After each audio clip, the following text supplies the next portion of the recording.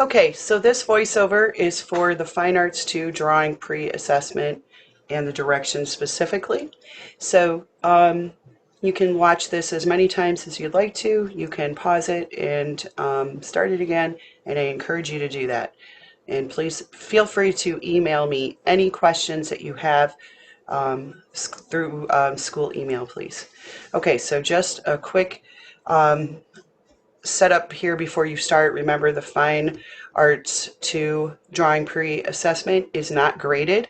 It's going to be used to establish a starting point for both you and I, where I can give you feedback and also know where it is we're starting with your drawing skills. Okay, so please do not place pressure upon yourself to be perfect. I don't want you to be erasing. Okay, we'll get into that on the first slide, so let me go there. Read all the directions first. I'm going to walk you through that, so I think that's okay. You can use pencil, pen, or Sharpie. For each exercise, you can switch amongst them. That's okay too. You can use the paper that I provide to you in your sketchbook, or the loose white drawing paper that I give you too. Please don't use copier paper or lined paper that you might have laying around the house. Use quality drawing paper.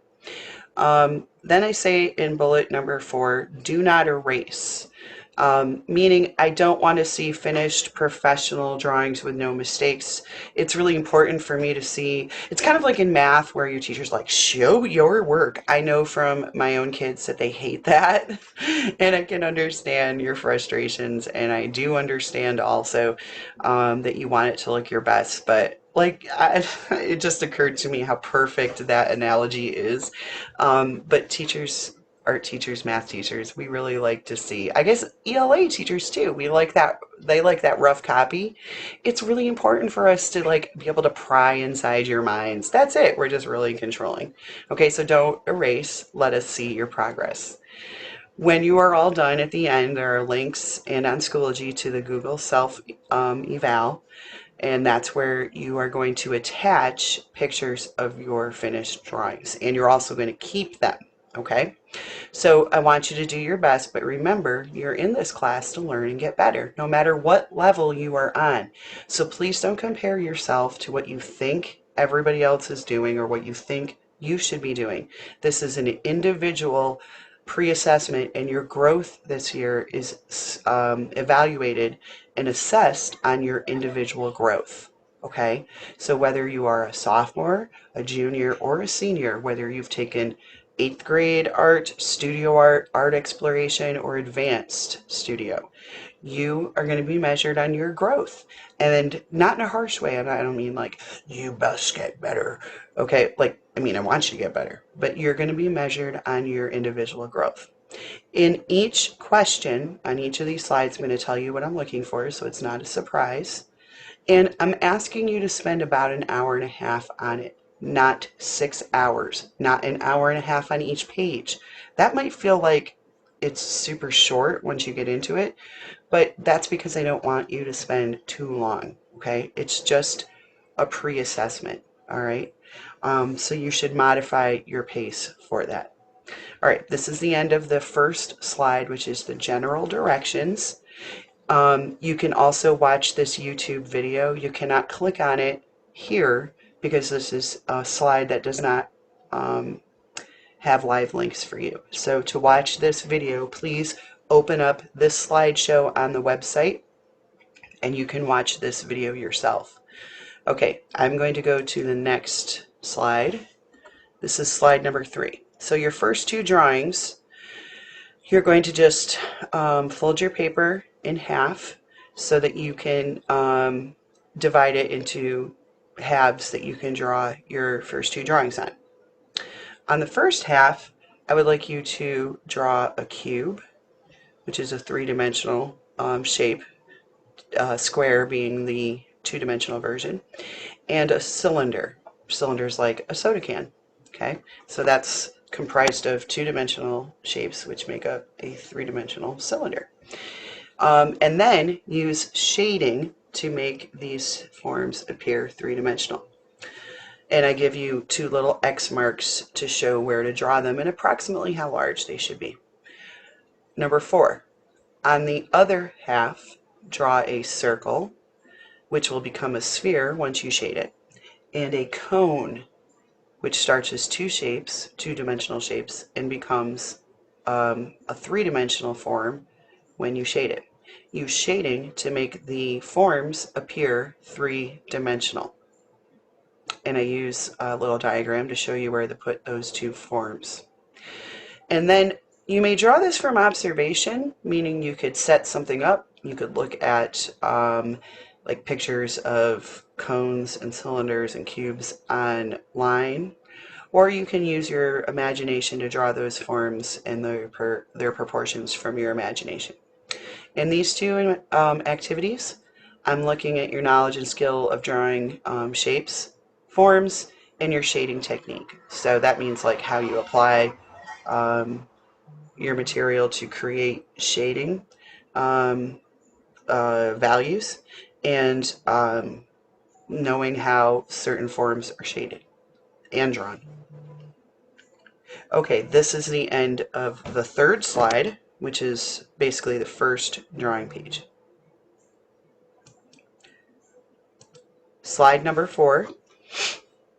This is the second set of drawings. Again, you're going to fold it in half, hamburger way, or divide it in half if it's still in your sketchbook. On the first half, you're going to draw a very simple landscape.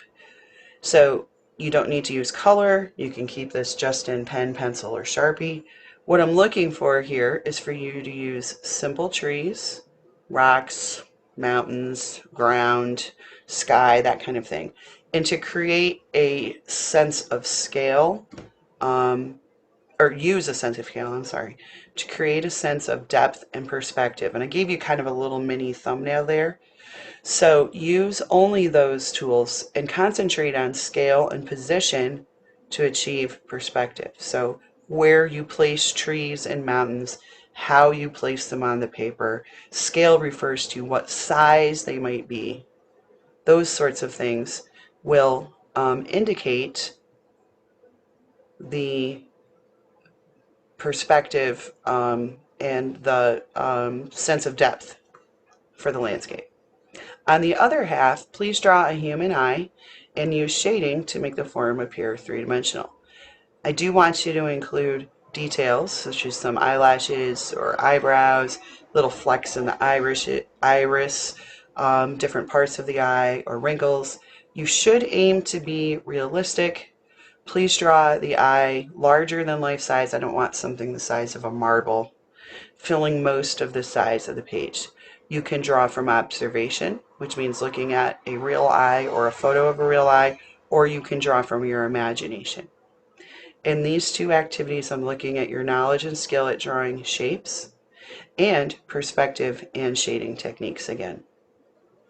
This is the end of slide 4, which is the second set of drawings. Slide 5. Start again by dividing your paper in half.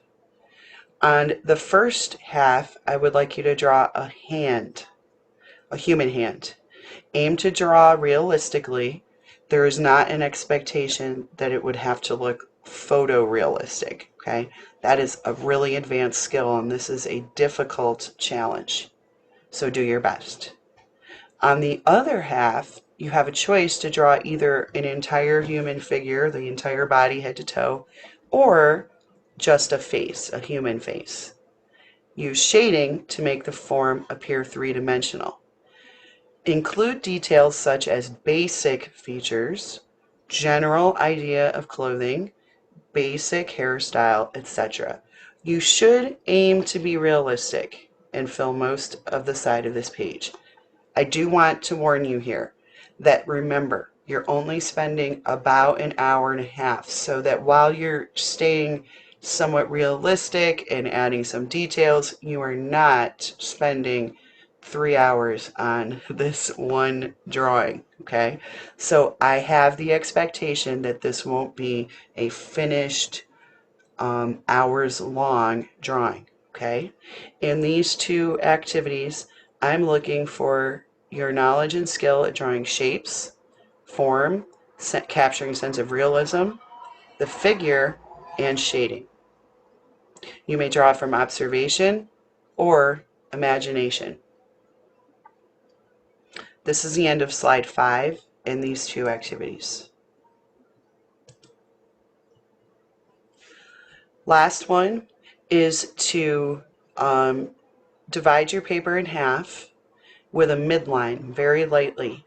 Set up a small still life of 3 to 5 subjects. Then you need to make sure that you take a photograph of the still life subject. You must draw from observation with the still life. Use the midline and simple shapes to get you started. Include detail. So some of the subjects should have some detail. Include some of that. I don't want to see every bit of lettering on a soda can or perfection in the logo or anything of that matter, but some level of detail. Fill the whole space with your drawing. Try to draw realistically to make your drawing look like what you are seeing. That's what I mean by detail and realistic. Shading should not be included. You must draw from observation. In this activity, I'm looking at your knowledge and skill at drawing in perspective, from observation and with simple shapes. So how objects relate one to another. That's the end of slide 6.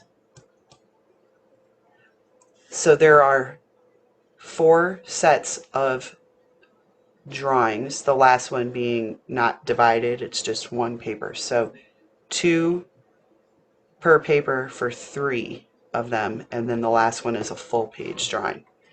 This last slide is kind of a reminder slide with some things you need to do, like make sure your name is on all the sheets, unless it's in your sketchbook. That's a pretty safe bet. Then you need to take photos of all the drawings. Make sure they are good and clear so that I can see them very well. Use your iPad or personal device for that. Access the Fine Arts 2 Drawing Pre-Assessment Self-Eval through the link here on our Google site. Mistake here, heads up. It says Google Classroom, but we are using Schoology. Complete the self-eval and be sure to attach your images, including the still life photo you took. You're going to attach all of your images right to the Google form self-eval, which is linked to in the slideshow, and it appears as an assignment on Schoology. Do not throw away your drawings. We'll be keeping them as part of your portfolio. If they're in your sketchbook, leave them right there. This pre-assessment drawing we have scheduled to be due Tuesday, September 29th. This concludes the voiceover for the Fine Arts 2 Drawing Pre-Assessment. Please let me know if you have any questions. Mrs. Murphy. Miss Murphy out.